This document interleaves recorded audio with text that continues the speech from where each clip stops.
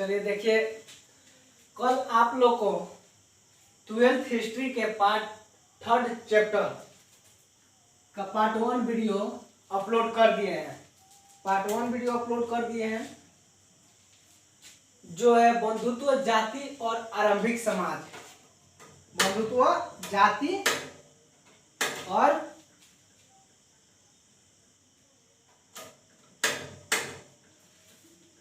आरंभिक समाज, जिसके बारे में हम लोग को पढ़ाई करना है। चलिए देखिए, आप लोग से पहले बताए थे कि जितना ऑब्जेक्टिव क्वेश्चन बनेगा उसको पार्ट 1, पार्ट 2 और पार्ट 3 इस तरह करके अपलोड कर देंगे, और उसके बाद में आप लोग को जब सब्जेक्टिव पढ़ाएंगे तो उसमें समझाएंगे। चलिए देखिए, कनिष्क का राज्यारोहण, कनिष्क का राज अभिषेक कब हुआ था? तो 78 ईसा पूर्व में। कब? 78 ईस्वी में हुआ था। कब? 78 ईस्वी में हुआ था। कनिष्क का राज्यारोहण कब हुआ था? 78 ईस्वी में हुआ था। कनिष्क किस धर्म को मानता था? तो बौद्ध धर्म को अपनाया था। किस धर्म को? बौद्ध धर्म को। कनिष्क किस धर्म को अपनाया था? बौद्ध धर्म को। कनिष्क किस वंशज के था? किस वंशज के शासक था? तो मौर्य वंश का था। सांची का स्तूप का निर्माण किसके शासन काल में हुआ? सांची के स्तूप का निर्माण किसके शासन काल में हुआ था? तो सम्राट अशोक के शासन काल में हुआ था। किसका? सम्राट अशोक के शासन काल में। अलवार और नैनार, अलवार और नैनार साहित्य की रचना किस भाषा में हुआ है? अलवार और नैनार साहित्य की रचना किस भाषा में हुआ है? तो तमिल भाषा में हुआ है। किस भाषा में? तमिल भाषा में हुआ है। किस भारतीय शासक को नेपोलियन की संज्ञा दी जाती है? किस भारतीय शासक को नेपोलियन की संज्ञा दी जाती है? तो समुद्रगुप्त को भारत के नेपोलियन के नाम से जाना जाता है। सांची के स्तूप में किस ग्रंथ के पात्रों का उल्लेख है? सांची के स्तूप जो बनाया गया है सम्राट अशोक के शासन काल में जो सांची का स्तूप बनाया गया है उसमें किस ग्रंथ के बारे में उल्लेख दिया गया है? तो जातक ग्रंथ के बारे में। जातक की पुस्तक है, उसके पात्रों के बारे में उसमें उल्लेख किया गया जो बौद्ध धर्म से संबंधित है। किस धर्म से? पूछ दिया जाएगा आपसे ऑब्जेक्टिव क्वेश्चन के माध्यम से। जातक किस धर्म से संबंधित है? तो बौद्ध धर्म से संबंधित है। रिहला नामक पुस्तक की रचना, रिहला नामक पुस्तक की रचना किसने किया था? तो इब्न बतूता ने किया था। किसने? इब्न बतूता ने किया था। रिहला नामक पुस्तक की रचना इब्न बतूता ने किया था, और कब किया था? रिहला नामक पुस्तक की रचना कब हुई थी? तो 14वीं शताब्दी में। 14वीं शताब्दी में हुआ था। और किस भाषा में हुआ था? तो अरबी भाषा में हुआ था। पूछ देगा, रिहला नामक पुस्तक किस भाषा में लिखी गई है?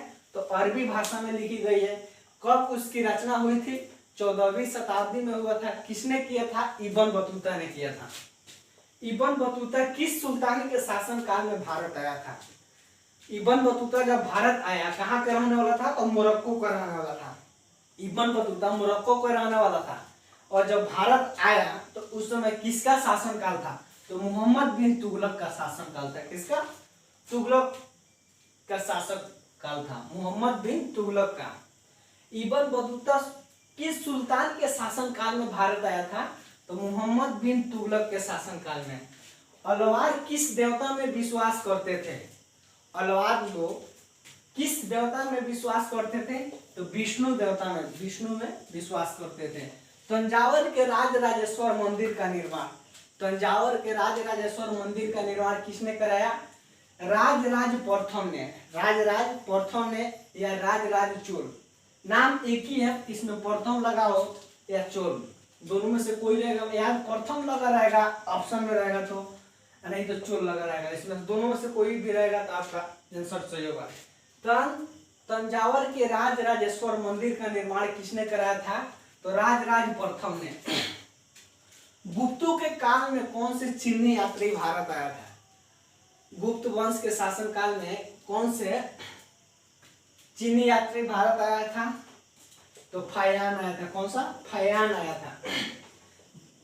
भारतीय इतिहास के कौन से काल, भारतीय इतिहास के कौन से काल को स्वर्ण युग माना जाता है? भारतीय इतिहास के कौन से काल को स्वर्ण युग माना जाता है? गुप्त काल के। गुप्त काल को इसलिए स्वर्ण युग माना जाता है, उस समय सबसे अधिक भारत में विकास हुआ था, सबसे अधिक भारत में विकास हुआ था। अनेक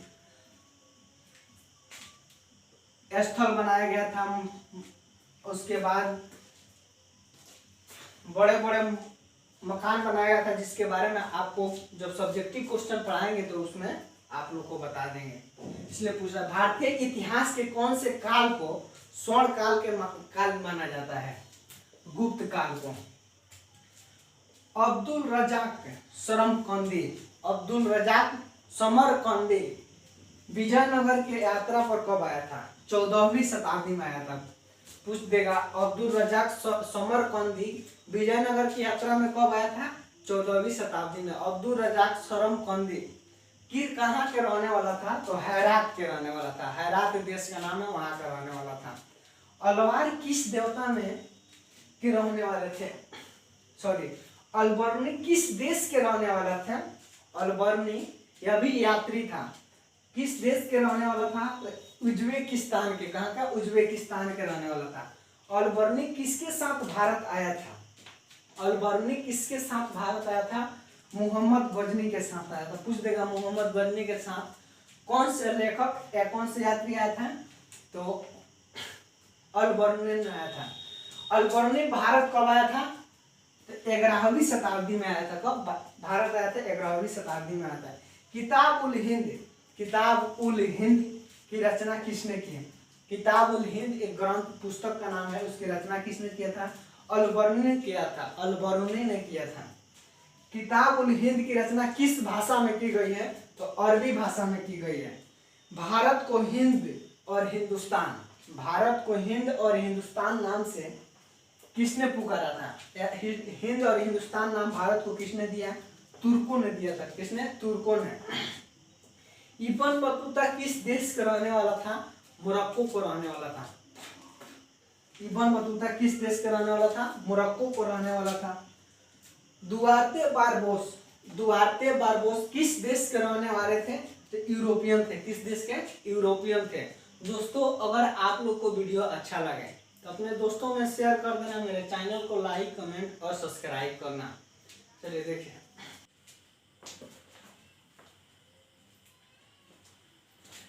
चलिए देखिए फ्रांसवा बर्नियर किस देश के रहने वाला था?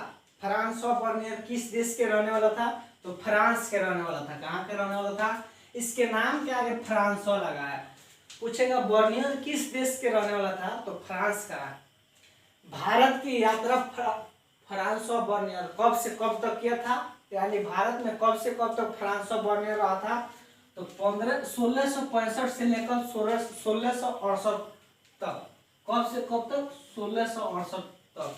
पूछ देगा फ्रांसवा बर्नियर भारत में कब से कब तक रहा और भ्रमण किया? तो 1665 से लेकर 1668 तक। बर्नियर पेशे से क्या था? बर्नियर पेशे से क्या था, यानी कौन सा काम करता था? चिकित्सक था, डॉक्टर, राजनीतिक था, राजनीतिक था, दार्शनिक था और इतिहासकार था। बर्नियर पेशे से क्या था? तो चिकित्सक, राजनीतिक, दार्शनिक और इतिहासकार था। दौलताबाद में पुरुष और स्त्री के गायकों को, दौलताबाद में जो पुरुष और स्त्री गाना गाते थे उसका एक बाजार था। उस बाजार को किस नाम से जाना जाता था? तो ताराबाद। किस नाम से? ताराबाद के नाम से जाना जाता था। दौलताबाद में पुरुष और स्त्री के गायकों के लिए एक बाजार था, जिसे किस नाम से जाना जाता है? तो ताराबाद के नाम से जाना जाता था। अरब डाक व्यवस्था, अरब के डाक व्यवस्था को किस नाम से जाना जाता था? उलुक। किस नाम से? उलुक डाक व्यवस्था के नाम से जाना जाता था। और पैदल डाक व्यवस्था को किस नाम से जाना जाता था? तो दावा के नाम से जाना जाता था। किस नाम से? दावा के नाम से जाना जाता था। भूमि विहीन श्रमिकों को क्या कहा जाता था? बल्लाहार कहा जाता था। क्या? बल्लाहार कहा जाता था। भूमि विहीन, जिसके पास भूमि नहीं थी, उसको क्या कहा जाता था? तो बल्लाहार कहा जाता था। बर्नियर ने मुगल कालीन लोगों के नगर को क्या कहा?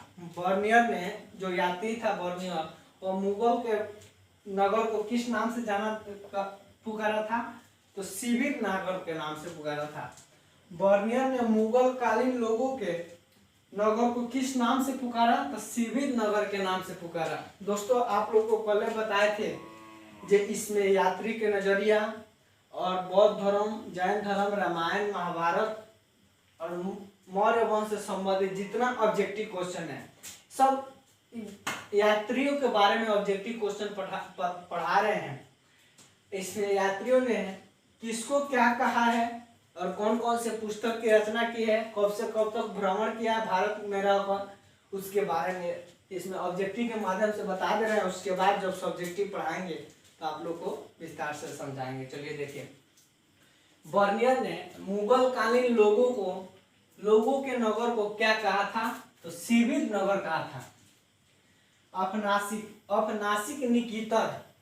अफनासिक निकेतर भारत कब आए थे, कब से कब तक रहे या कब आए थे? तो कब आए थे? तो 1466 ईस्वी में आए थे। कब पूछ देगा। अफनासिक निकेतर भारत कब आए थे? 1466 ईस्वी में। अफनासिक निकेतर भारत में कब से कब तक रहे? तो 1466 से लेकर 1472 ईस्वी तक भारत में रहे थे। बारबुस ने भारत की यात्रा कब की? बारबुस ने भारत की यात्रा कब किया था? तो 1518 ईस्वी में किया था। बारबुस ने भारत की यात्रा कब किया था? 1518 ईस्वी में किया था। महमूद बल्ली बल्खी भारत की यात्रा कब से कब तक की थी? 1627 से लेकर 31 तक। कब से कब तक पूछ लेगा। महमूद बल्ली बख्शी भारत कब आया था? तो 1627 में। और कब से कब तक यहाँ पर भ्रमण किया? तो 1627 से 31 तक किया था। फ्रांस और बर्नियर भारत आया था 17वीं शताब्दी में। फ्रांस और बर्नियर भारत आया था किस शताब्दी में? तो 17वीं शताब्दी में आया था। 510 ईस्वी में सती प्रथा का साक्ष्य वाला प्रथम अभिलेख 510 ईस्वी में सती प्रथा से वाला प्रथम अभिलेख कहाँ मिला? एरण सागर, एरण में मिला था। सती प्रथा का मतलब होता है जो स्त्री और पुरुष, जिस स्त्री पुरुष का शादी होता था और उसका पति मर जाता था या मृत्यु हो जाता था तो उसके साथ उसके पत्नी को जिंदा जलाया जाता था, उसे सती प्रथा कहा जाता है। 510 ईस्वी में सती प्रथा का प्रथम साक्ष्य कहाँ पर मिला था? प्रथम साक्ष्य का अभिलेख प्रथम कहाँ मिला? तो एरण में मिला था। अबुल फजल कृत आईने अकबरी, आईने अकबरी की रचना किसने की? आईने अकबरी की एक पुस्तक है, उसकी रचना किसने की है? तो अबुल फजल ने किया था। अबुल फजल कृत आईने अकबरी में किस शासक का वर्णन है? आईने अकबरी में अबुल फजल कृत आईने अकबरी में किस शासक का वर्णन है? तो अकबर के शासनकाल का वर्णन है। अकबर के शासनकाल के बारे में आईने अकबरी के पुस्तक में अबुल फजल ने लिखा है। अब्दुल रजाक किस देश के रहने वाला था? ईरान के रहने वाला था। अब्दुल रजाक किस देश के रहने वाला था? ईरान के रहने वाला था। मोरक्को पोलो कहाँ के रहने वाला था? तो इटली के रहने वाला था।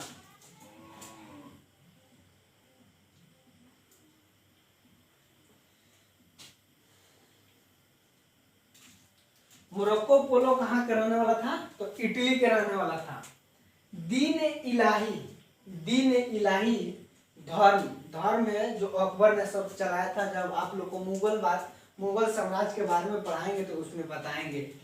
दीन इलाही धर्म किसने चलाया था? तो अकबर ने चलाया था। लोदी वंश का अंतिम शासक कौन था? लोदी वंश का अंतिम शासक कौन था? इब्राहिम लोदी था। एक और क्वेश्चन यहाँ से बोलेगा, आईने अकबरी को कितने भागों में बांटा गया है? तो 5 भागों में। कितने? आईने अकबरी को कितने भागों में बांटा गया है? तो 5 भागों में बांटा गया है। लोदी वंश का अंतिम शासक कौन था? इब्राहिम लोदी था। बाबर के आत्मकथा को क्या कहा जाता है? तो बाबरनामा। क्या कहा जाता है? बाबरनामा। और अकबर के आत्मकथा जो अकबर स्वयं लिखा है अपने बारे में उसको क्या कहा जाता है? अकबरनामा कहा जाता है। लिखवाया है जिसको अपने बारे में, जीवन के बारे में लिखवाया उसको अकबरनामा कहा जाता है। अकबर द्वारा जो लिखवाया गया पुस्तक है उसको अकबरनामा कहा जाता है। बाबर के आत्मकथा को बाबरनामा कहा जाता है। मध्यकालीन यात्रियों का राजकुमार, मध्यकालीन यात्रियों का राजकुमार या मध्यकालीन यात्रियों का सरताज किसे कहा जाता है? तो मोरक्को पोलो को कहा जाता है। किसे? मोरक्को पोलो को। मध्यकालीन यात्रियों का सरताज किसे कहा जाता है? तो मोरक्को पोलो को कहा जाता है। यात्रियों का राजकुमार किसे कहा जाता है? हवेन सांग को कहा जाता है। किसे? हवेन सांग को यात्रियों का राजकुमार कहा जाता है। लाहौर में 12 वर्ष की एक बालिका को जबरदस्ती सती बनाए जाने का मार्मिक घटना को अपने आंखों देखा हाल किस विदेशी यात्री ने बताया था? तो बर्नियर ने बताया था। लाहौर में एक 12 वर्षीय बालिका को जबरदस्ती सती बनाए जाने के मार्मिक घटना को आंखों देखा हाल किस विदेशी यात्री ने बताया? तो बर्नियर ने बताया था। वास्को डिगामा भारत कब पहुंचा था? वास्को डिगामा भारत कब पहुंचा? तो 17 मई 1498 को वास्को डिगामा भारत कब पहुंचा था? तो 17 मई 1498 को भारत में वास्को डिगामा सबसे पहले कहाँ पर पहुंचा था? तो कालीकट बंदरगाह पर पहुंचा था, जो केरल में है। मीराबाई किसकी भक्त थी? मीराबाई किसकी भक्ति करती थी? तो श्री कृष्ण के। किसकी? श्री कृष्ण के भक्ति करती थी। चलिए दोस्तों, आप लोग का एक या दो या दो चैप्टर में आप 2 पार्ट में और समाप्त कर देंगे। ऑब्जेक्टिव क्वेश्चन जितना बनने वाला है इससे, यात्रियों के बारे में और रामायण महाभारत के बारे में तो हो ही गया। उसके बाद मौर्य वंश से जितना संबंधित ऑब्जेक्टिव क्वेश्चन है लगभग समाप्त हो गया। उसके बारे में अब इसके बाद जो चैप्टर चालू होगा वो सूफी और भक्ति, सूफी के भक्ति आंदोलन के बारे में जो चैप्टर चालू होगा उसके बारे में पढ़ाएंगे। पार्ट 2 वीडियो और 3rd वीडियो कॉल बनेगा, या पार्ट 2 वीडियो था। चलिए थैंक्स।